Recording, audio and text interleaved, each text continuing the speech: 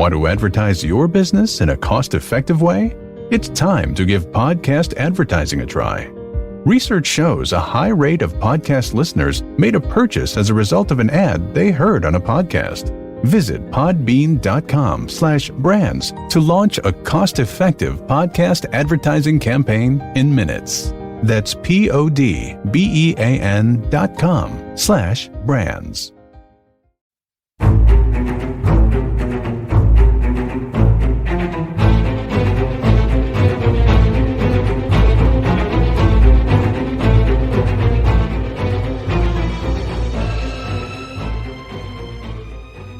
Hello, and welcome to another installment of the Weird Chronicles. Each episode, we bring you tales of action and adventure from Malifaux and the other side. Today's episode takes us to the Blade Street Children's Workhouse, one of Malifaux's most notorious dens of exploitation and suffering. Our story takes place on All Hallows' Eve. I hope you enjoy Mr. Styx's Halloween.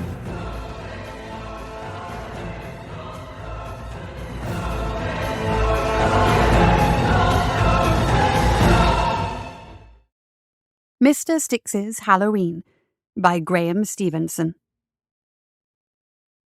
The world is a very curious and inexplicable place, as most people will agree. Malifaux is doubly so. This inexplicability surges and ebbs apparently at its own whim, but there are certain loci where the abnormal seems most potent, a handful of specific nights marked by some celestial calendar when the shadows grow long and the wise remain at home, with a bright burning hearth and a locked door. Perhaps the most terrible of these is All Hallows' Eve. The lords and their ladies hold balls and gala events in their great halls, to make mock of the occasion with paper masks, to laugh and truff on rich fare, and ignore the darkness that presses against their windows. Only when the celebration is done, the tables eaten bare and the musicians silent, will they turn up their collars and hurry to waiting hansom cabs to be rushed home, where the servants have gas lamps burning in every room to hold back the night. In the slums, the diversions are fewer. Those with a roof over their heads and a lit candle think themselves lucky on All Hallows' Eve. The less fortunate quest for a forgotten corner, a doorway to crouch in or mound of paper to burrow beneath, there to wait silent and still until the dawn, and hope to be overlooked. Awful spectres walk the dark streets of Malifaux on All Hallows' Eve. The flesher and the seamster are out, plying their trades and leaving grisly souvenirs for the dawn light to find.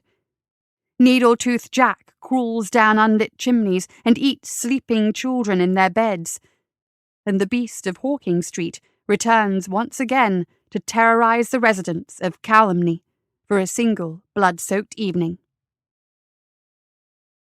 But there are other, less malignant happenings too. Events that, while not necessarily evil, are nonetheless exceedingly strange. Events like those that befell an otherwise insignificant lad by the name of Archie Rotbrick. Young Archie had been dealt an especially poor hand in the game of life. For most youngsters, having parents who were incarcerated in a debtor's prison was bad enough because it left them in the less than capable hands of one of the guild's poorhouses. For said parents then to die from consumption while incarcerated, and leave the youngster in the permanent care of Blade Street Children's Workhouse under the gimlet eye of Miss Gilda Gork, could be considered a depth of misfortune that one was unlikely to top. However, the cruel gods had seen fit to bequeath upon Archie both a smallness of person that belied his 9 years, and a club foot. Any one of these afflictions in the harsh and predatory environment of a guild poorhouse would have been enough to make any child's life a misery. So it went without saying that Archie's childhood to this point had been an exceptionally rough road. Life at the Blade Street Children's Workhouse was meagre, repetitive, and often dangerous. They would rise at 5 each morning and recite the guild pledge to thank their betters for their morning gruel and black bread, Then the dining hall would be swept and its flagstones scrubbed with pails of water, lye soap, and horsehair brushes. The factory began work at 7 and, but for a half-hour lunch break at midday, ran on until 7 in the evening. More due to the generous benefactor's grudging concern that the gas lamps run any longer than any concern over the exhausted workforce. The weaving machines were reset, the floors were swept, and the day's produce folded and wrapped in huge canvas sheets, ready for collection the next morning. The children filed back through to the dining hall for barley soup and more black bread, and were put to bed by 9. And so it was every day, with the exception of Sunday, where the children were allowed the comparative luxury of a 7 o'clock rise and a day of cleaning the entire poorhouse from top to bottom, finishing with a huge Sunday dinner of potato and onion stew, and a spoonful or two of semolina if one could bolt down the stew and get back in line fast enough. The rest of the evening was their own to spend in whatever idle frivolity could be found before lights out at 9 o'clock. Archie, being so small for his age, was a piercer. That is to say, his job in the workroom was repairing yarn breakages in the spinning mules. He tended 2 mules, both operated by one minder. The cotton brought from the creeling room was coarse and of low quality, and frequently snapped on the rollers. Archie was required to race in and repair the thread before the rattling mule returned the length of the machine and crushed him. He worked with another boy, Moffat, who was the side piercer. Moffat was only 6, but was already an inch taller than Charlie and quicker on his feet. Archie, in return, was more skilled and had survived 4 years as a piercer. Most boys grew too large for the dangerous work within 2, or were maimed or even killed before they could progress. But enough of this. Strange events have been promised, and strange events shall be delivered. Archie was a lonely boy. Most of the young ones latched on to an older boy for protection or formed a gang. Archie was in the unenviable position of already being an older boy, but one that was both small and lame and unemployable in terms of gang membership. This made him a rich gold mine of entertainment for the gaffers and under-gaffers, wiry tough boys of 14 and 15 who controlled the workhouse floor and naturally assumed this authority extended to all other areas of life at Blade Street. Archie would do his best to keep out of their eye-line, but all too frequently he would be spotted scrubbing a quiet corner of the poorhouse or stumping on his club foot to the back of the food queue. Cries of Stumpy and Jack of Clubs followed him everywhere, and he was regularly tripped or barged hard enough to send him sprawling while the older boys charged by. This just seemed to be the way life was, and Archie got on with living his as best he could. While many of his fellow boys could be cruel in a casual sort of way, there were a few pernicious individuals who possessed uncommon spite when it came to matters of Archie's well-being. The chief pebble in his club shoe was Dale Farber, or Saltcod as he was often referred to behind his back. He was a workhouse gaffer, 15 years old, both tall and strong for his age, and proud possessor of a downy moustache that may or may not have come off with a lick from a cat's tongue. About a year ago, Mr. Bartlett, the poorhouse director, had purchased several barrels of preserved fish from a trader, with the intent of varying the diet of his orphan charges without necessarily impacting the allotted food budget. That evening, as the children queued for their supper, each had a dried and wrinkled-looking fish deposited in his or her bowl rather than the expected barley soup.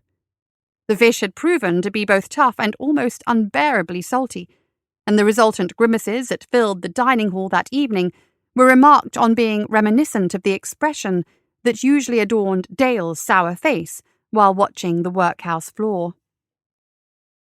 Had Archie the wisdom to see it, he would have recognized that Saltcod's extreme rancor was born of fear. The boy would turn 16 in the new year, and by law would be too old to remain housed within the children's workhouse.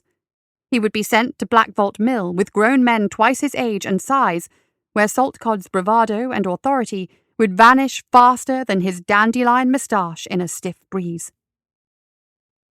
For the moment, though, he was still a gaffer and had apparently made it his life's work to ruin Archie's at every possible opportunity. He regularly gave the smaller boy awkward cleaning duties, like the attic staircase, which was little more than a 3-foot broad spiral of stone steps, none of which were quite large enough for his club foot to gain secure purchase.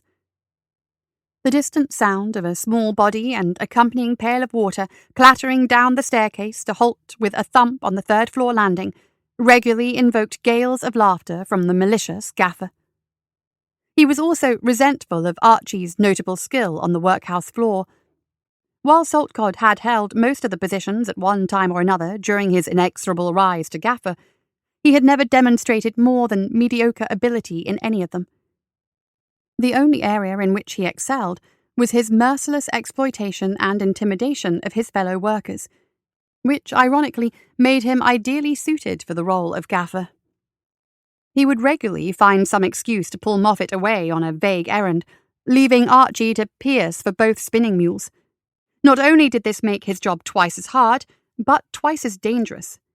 Each mule was over 60 feet in length, and having to dart back and forth between the two of them while avoiding getting tangled in the machinery was an almost impossible task. Archie never suspected that Saltcod was actively trying to kill him, but he felt that the gaffer might not mind his losing a few fingers to balance off all the commendations that Saltcod himself had never received for a job well done. The minders complained bitterly, of course, when Saltcod played this little game. After all, they were the ones that would get it in the neck when a sheet of inferior cotton with loose threads and gaps was inspected at the end of the day. Archie liked working on Bert's mules the best, because only Bert would stand up to the malevolent gaffer. Big Bert, as the other kids called him, was 13, and so deep in the chest it looked like he was smuggling a beer barrel inside his apron. Bert wasn't afraid of anyone, and wouldn't stand for any of Saltcod's nonsense about pulling a side piercer off the spinning mules when they were running. While Saltcod was the most obvious antagonist in Archie's small life, Mrs. Gawk was no less repugnant or cruel, simply more removed. She was a dormitory master, and as such controlled all aspects of the orphans' lives outside of the workhouse. She supervised the food that they ate, instructed the sewers in making the other orphans' clothes, if you could call shapeless rags clothes, organised the laundry shifts, and controlled all other movements of her charges when they were not directly involved in manufacturing. She was a skinny, angular woman, apparently constructed of elbows and rope under her pinafore and work dress, which she was never seen without. The severe bun atop her head gave some indication of her character, as did the long nose like a stiletto blade and the small, exceedingly suspicious eyes. She never trusted an answer to her seemingly bottomless well of questions, unless it had been lubricated with pain, which is why it was a common sight to see a wincing child up on tiptoes trying to alleviate the fiery agony of having their ear twisted almost entirely around by Mrs. Gawk's long, ropey fingers, while she quizzed them mercilessly about where they'd been and just what they thought they were doing out here in the corridor when the dining hall was needing to be swept. It was such a common occurrence that many of the older orphans had markedly differing ears, one quite normal, the other shell-shaped and perpetually ruddy from years of twisting and contorting. This Blade Street phenomenon was colloquially referred to as being gawked. Mrs. Gawk was in many ways a worse monster than Saltcod, but her lofty position within the poorhouse demanded that she spread her malicious attention across all the orphans equally, and as such she was never an immediate source of terror to Archie. More nebulous still was Mr. Bartlett, the poorhouse overseer. He was the pinnacle of authority within the poorhouse, albeit a hugely fat and balding one. His cruelty was in some ways the worst, in that he never really seemed to be aware of the orphans at all. They were so insignificant a detail in his ceaseless quest for wealth that he never registered their presence, let alone have it occur to him that they should be tormented. Every Friday afternoon, a wagon from Slope, Bark and Cutteridge would arrive at the back door of the poorhouse. A detail of boys would be picked from the workhouse to load it with the fruits of that week's cotton labour, and the wagon would rattle away again, with Mr. Bartlett perched atop it, like an especially fat cherry on a meringue, not that Archie had any real idea what either a cherry or a meringue were. A hansom cab would return Mr. Bartlett to the poorhouse some hours later, devoid of the huge pile of cotton sheeting, but now with a heavy, jingling pouch attached to his belt, which was a fearsome thing of thick leather and heavy iron studs. He would trot up to his office on the second floor, humming to himself, and when he reappeared around 8:30 to take himself to the Gentlemen's Club on Farlow Street, the pouch was substantially diminished, but still jingling. Someone would see him reeling back to his office in the early hours of the following morning, every once in a while. The pouch was always flat as a pancake. It was supposed that the remainder of the coinage was ensconced in the hefty iron safe in his office, which was the source of many orphan legends.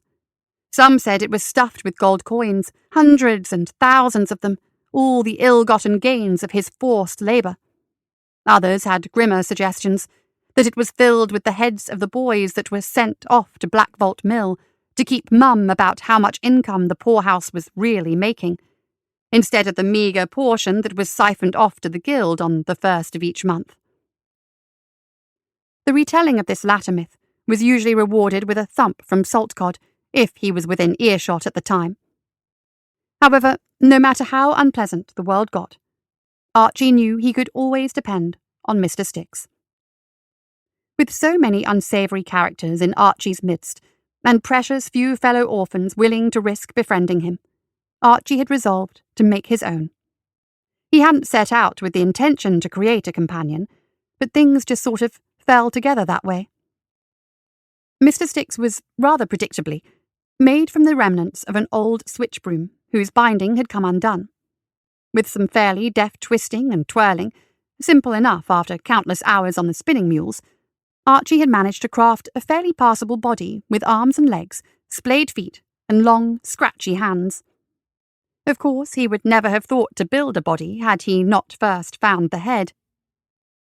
He'd come across it quite by accident, in the refuse pile behind the kitchens where the unwanted scraps, few that there were dumped for the cats and rats and other desperate denizens of the street to pick over.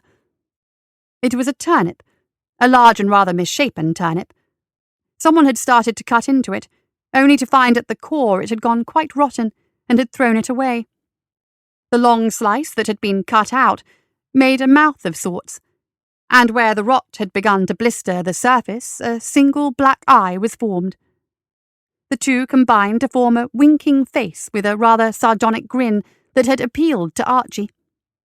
Thrust atop a sharpened stick with limbs projecting out below, Mr. Styx had taken shape. Of course, it just wouldn't do for a Blade Street orphan to be seen wandering around and dragging a man-sized doll behind him, made of twigs and rotting vegetables. Archie had resolved that Mr. Styx would have to live behind the refuse dump, in the corner where no one would notice him. He had propped his new friend up against the kitchen wall and arrayed his limbs in what looked like the most comfortable position. All things considered, Mr. Styx seemed to quite like his home, leaning back at a jaunty angle behind a hip-deep mound of potato eyes, burned barley kernels, and rotten onions. He never seemed to mind the smell, and always had that cheeky, knowing grin on his face whenever Archie found a few spare minutes to visit him. Mr. Styx became Archie's confidant. Archie found that he could tell his friend anything. He wasn't judged, wasn't scoffed at or ridiculed. Mr. Styx just listened with his one black eye fixed on the middle distance, as though deep in thought and weighing every one of Archie's words carefully. Archie liked to think that Mr. Styx enjoyed his visits as much as Archie did, and hoped that his taciturn friend shared his outlook on life. Archie told him all about Saltcod and his tyrannical rule over the workhouse, and about Mrs. Gawk, who was never satisfied with any answer unless she'd wrung and twisted it out of you, and about fat old Mr. Bartlett, who hoarded all the coin from the workhouse in his office, and who gorged every night on rich food at the Gentlemen's Club, while the orphans ate black bread. He told Mr. Styx about the little piece of green glass wedged in the attic window, and how sometimes, while he was sweeping the attic floor, the sun would catch the window in just the right way, and a thin green lance of light would crawl slowly all the way across the room. He told Mr. Styx about Godfrey's milky eye, and how sometimes it would shine like a cat's in the candlelight. He told his friend about the family of mice that lived under the floor of the kitchens and how, if you were very still and patient, the piebald one would eat crumbs of bread right out of your hand. Archie was always desperate to stroke the mouse's fur, but he never did, fearing it would bolt away and never come back. He told Mr. Sticks about Bert's barrel chest, and how he could do push-ups with a boy sitting on his back. Archie had tried to do push-ups once, and couldn't manage any. He told him about how the dormitories got so cold in winter that ice formed on the insides of the windows, and how one time Willie Poole lost the skin of his palm when his hand stuck to the iron rail of his bed. He talked about the time he found a beetle in his potato and onion stew, and when he spooned it out onto the table, it fluttered its wing casings to shake off the residue and marched away as proud as you please. He even told Mr. Sticks about the time he was cleaning in Mr. Bartlett's office and found a periodical laying open on his desk. There had been an advert for the Incredible Panopticon of New York, and Archie had found himself being drawn back again and again to the fantastic images of acrobats and strongmen and lions and elephants and even performing children, 6 of them in a pyramid, all standing on each other's shoulders. Archie would have dearly loved to have seen the Incredible Panopticon. He wondered whether he might even have been able to get a job standing in the pyramid. He was small and light, so he reasoned he would be ideally placed to stand at the top, and had spent hours agonizing over whether they would allow a child performer with a club foot.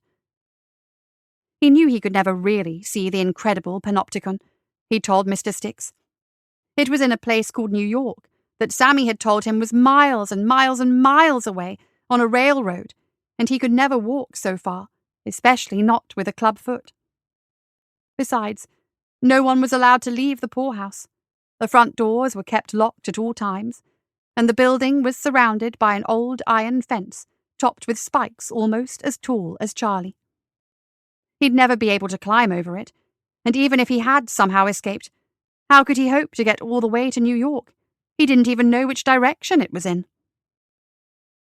He confided all this to Mr. Sticks, who, in his wisdom, listened politely and objectively, and never once disagreed with anything Archie said. He just slouched there, grinning that same knowing grin. And so life went on in tiny, laborious increments. Archie retained his fingers in the workhouse, despite the best efforts of Saltcod, and dangled by his ear while Mrs. Gawk interrogated him on how thoroughly he had swept the attic, and he chewed on stale black bread, while Mr. Bartlett huffed and juddered his way across the dining hall with gravy stains down the front of his blazer. And he had his stolen moments, hunkered down behind the refuse heap with Mr. Sticks. And so it may have continued indefinitely, had not one particular evening arrived and settled an eerie pall over the city. It seemed an evening like any other for the orphans, but the privileged laughed and played macabre parlour games and ate sweetmeats and thumbed their noses, while outside the shadows grew long, and wise people locked their doors and threw another log on the fire. The shadows stretched across the whole city that evening, filling all the alleys and crooks and corners with inky blackness. As night fell over Malifaux on All Hallows Eve, the shadows stretched over the Blade Street Children's Workhouse, pouring into the alcove behind the refuse heap.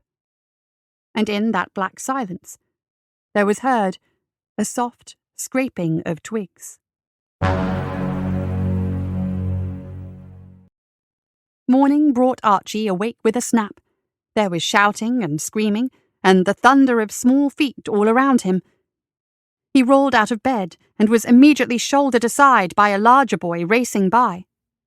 Others followed, and although he could make no sense from the garbled shouting, he knew instinctively that something very strange was afoot.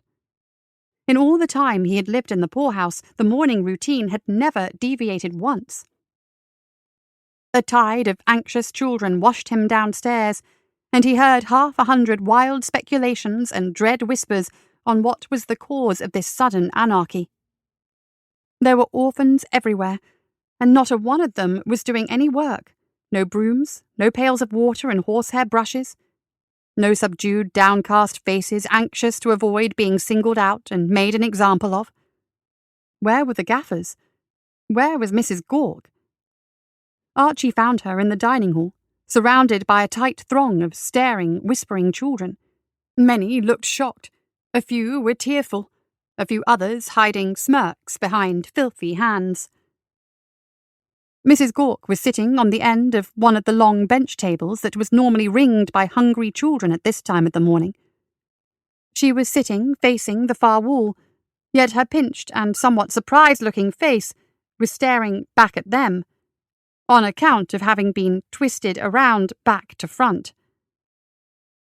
Her arms were twisted around in their sockets. Her legs had been twisted so far round that they crossed over each other, and both feet stuck up at crazy angles, perhaps the source of the sniggering. Even her hands and feet had been twisted to point the wrong way. Ironically, her ears were quite untouched. Archie stared at the contorted dormitory master, as astonished as the rest of them. That she was quite dead was immediately obvious, but who was responsible for the dreadful deed was less so. Fresh, shrill cries started up from the workhouse. Some of the more institutionalized orphans had gone seeking a gaffer to try and re-anchor themselves in normality, but had clearly found something not to their liking. The mob of orphans swarmed through the double doors to investigate, a growing wave of excitement building, along with the volume of their animated discussions on what was happening. Saltcod was in the spinning mules. To say he was in the spinning mules was no understatement.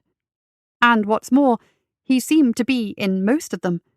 A part of him, at least.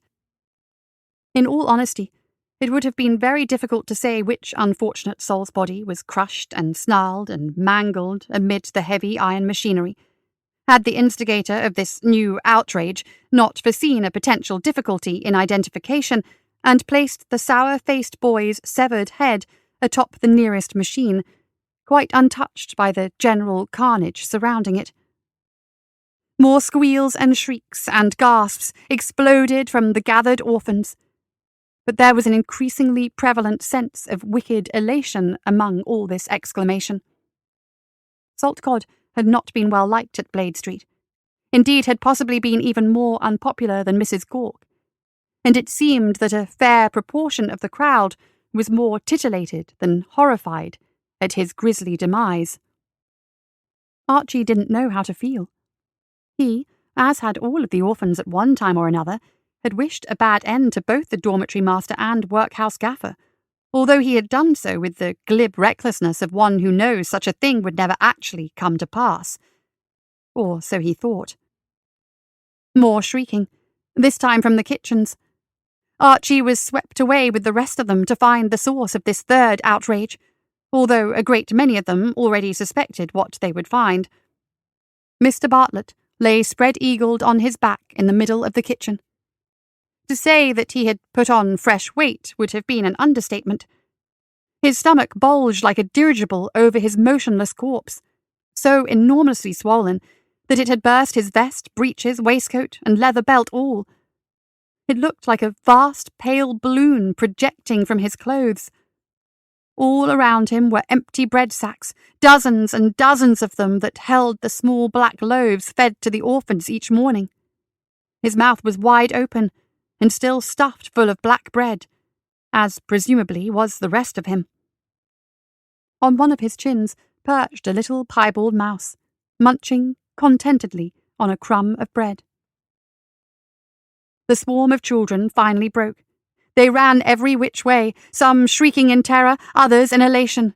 They ran hither and thither, ignorant of the few remaining undergaffers who tried fruitlessly to retain some shred of authority. Archie ran with them, stumping as quickly as he could through the open kitchen door and out into the yard to escape the chaos. Behind him was a clamour of crockery and heavy copper kettles being thrown around as the rampaging orphans destroyed everything in their path.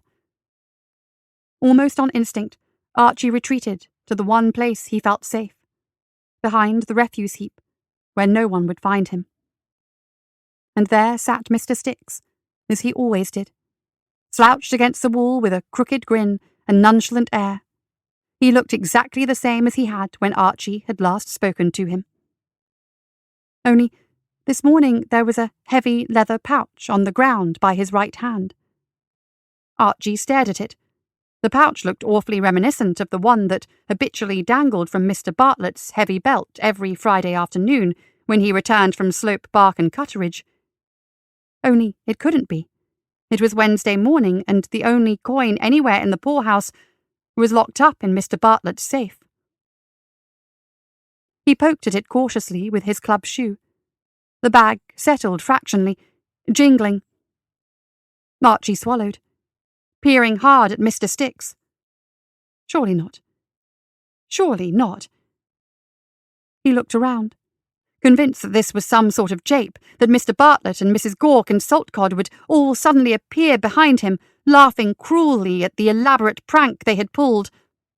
They had heard him whispering to Mr. Sticks, and decided to play this cruel deception.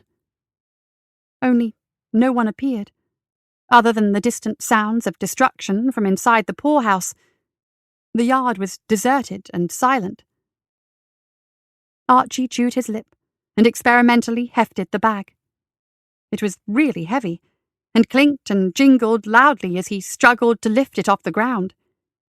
He had no idea how much money was in there, but it was a whole lot. More than enough to get him away from here, away from Blade Street Children's Workhouse. Enough to get him out of Malifaux. Maybe even enough to get him all the way to the Incredible Panopticon in New York, a small, hopeful voice whispered in his head. But no, he was just an orphan boy, with a club foot, who couldn't even get out of the backyard without a stepladder. The fence was 20 feet high, and greased to discourage apprentice climbers. All the windows were barred and the front door was locked.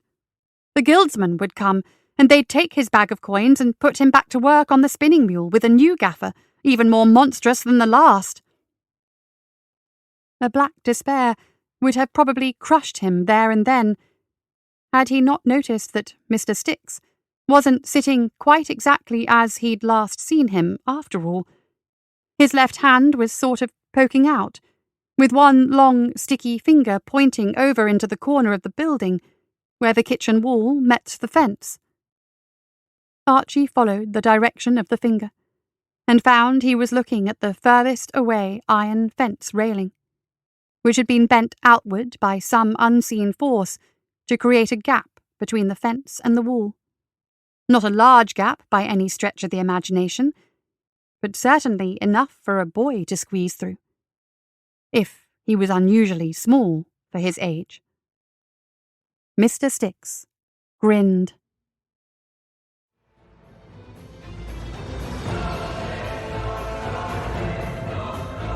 That's it for another episode of the Weird Chronicles.